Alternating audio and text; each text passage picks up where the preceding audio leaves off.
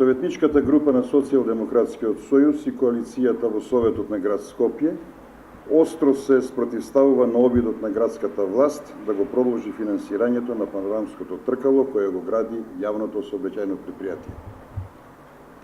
Во услови кога буџетот на град Скопје за период од првите 6 месеци има остварување под 30%, со ребалансот се зголемуваат средствата за оваа непродуктивна градба.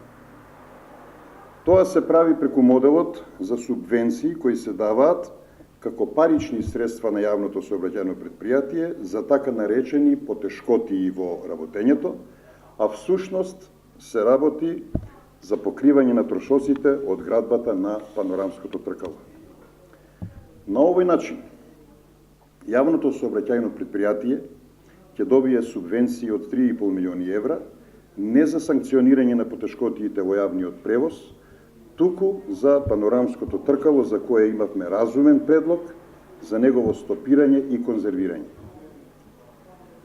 Градската власт во заминување, предводена од ВМРО ДПМН, упорно настојува по секоја цена да го доврши овој доста критикуван и контроверзен проект. Откако по промената на централната власт беа прекинати донациите од државните институции за тркалото, се премина на форма со субвенции од градот Скопје. Ова е уште еден доказ од многуте во изминатиот период, кои сведочат за расипничко трошење на народни пари за градби, кои не се приоритет за граѓаните на Скопје.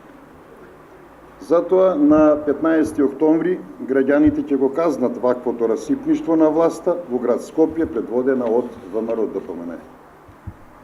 Новата градска власт, која ќе биде предводена од Социјалдемократскиот сојуз, ќе покаже рационалност и ќе води сметка за парите на граѓаните кои ќе се користат домакински и ефикасно за подобрување на квалитетот на живот на сите граѓани во Скопје.